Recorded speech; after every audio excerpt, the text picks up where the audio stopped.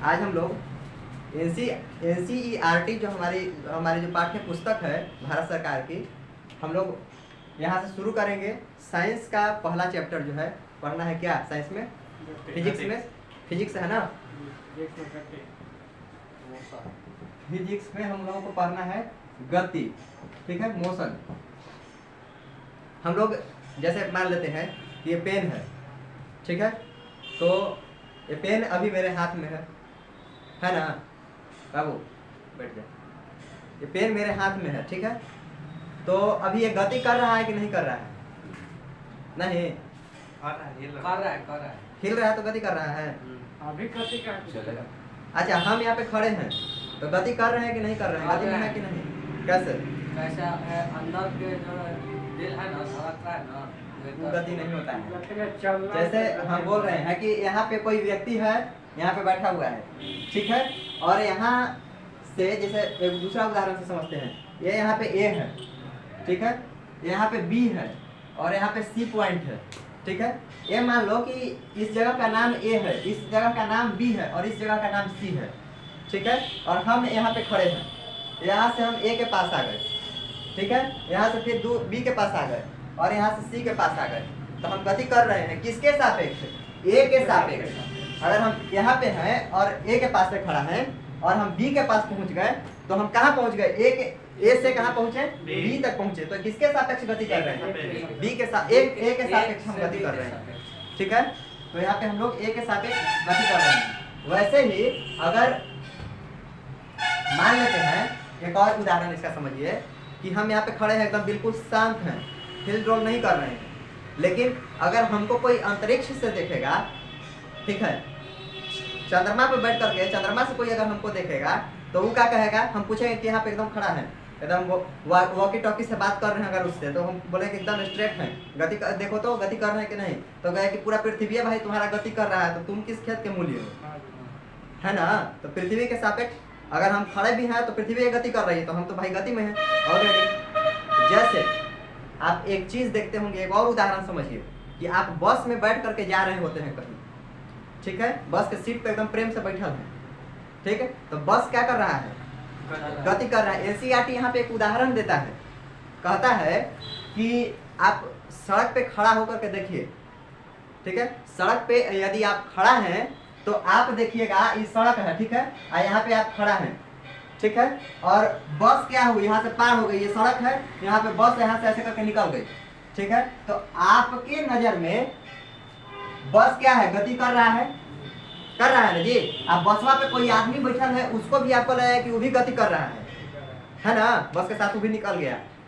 लेकिन एक और उदाहरण NCERT अपने पुस्तक में देता है, पलट के देखिए कभी, तो वो कहता है कि बस से कोई यात्री पार कर रहा है, सड़क के किनारे आप अगर खड़े हैं तो उस यात्री को, बस में जो यात्री बैठा हुआ है उसको लगेगा कि तुम पीछे की ओर भाग रहे हो, तो उसके नजर में तुम भी गति कर रहे हो, है ना। तो बहुत सारा चीज है, धीरे धीरे सबको हम लोग समझेंगे और आगे धीरे धीरे हम लोग बढ़ेंगे यहाँ से, ठीक है। अब देखिए, गति जो होता है उसका सबसे पहला प्रकार होता है सरल रेखीय गति, कि कोई भी चीज सरल रेखा में पड़े जा रहा है, क्या? सरल रेखा में, ठीक है। जैसे अगर मान लेते हैं कि कोई व्यक्ति O पे खड़ा है, शुरुआती बिंदु जहां से हम समझते हैं कि O, उसको मान लेते हैं कि यहाँ खड़ा है और यहाँ से चलते चलते यहाँ तक पहुंचा, इसको A मान लेते हैं, इसको B मान लेते हैं, इसको C मान लेते हैं, ठीक है।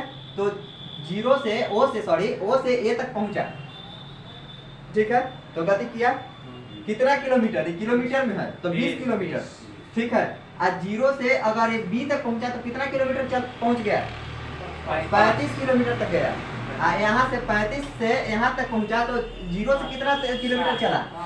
60 किलोमीटर। तो ये पूरा इसकी तय की गई दूरी क्या है? कितना किलोमीटर? 60 किलोमीटर, ठीक है।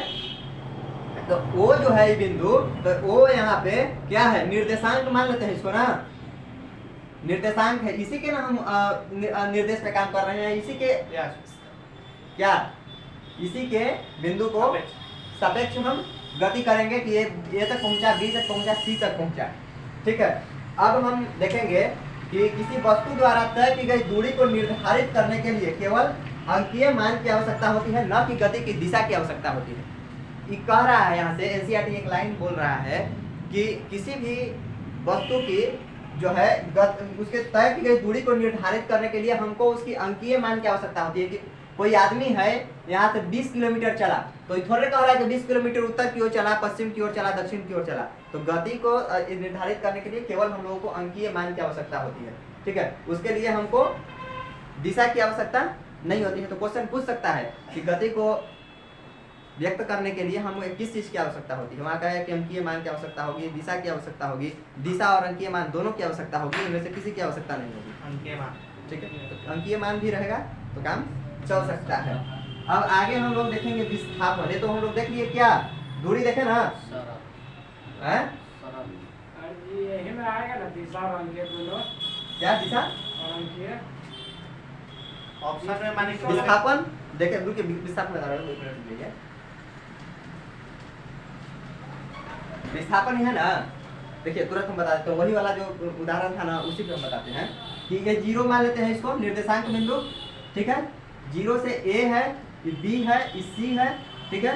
ये 20 किलोमीटर, इसको मान लेते हैं 35 किलोमीटर, इसको मान लेते हैं 55 किलोमीटर, ठीक है, किलोमीटर में है। अच्छा, O से यहाँ तक पहुंचा C तक, तो कितना किलोमीटर की यात्रा कर 55 किलोमीटर यात्रा किया ना। कहाँ से? O से C तक पहुंचने में ये कितना किलोमीटर की यात्रा किया? 55 किलोमीटर। लेकिन भाई हम कहेंगे कि C तक पहुंच के और B तक आ गया, C तक गया पहले, उसके बाद B तक आया, तब कितना किलोमीटर की दूरी तय किया? 55। 55 में से कितना है यहाँ से यहाँ तक के 20, तो 55 और 20। अरे मेरे भाई पहले तो यहाँ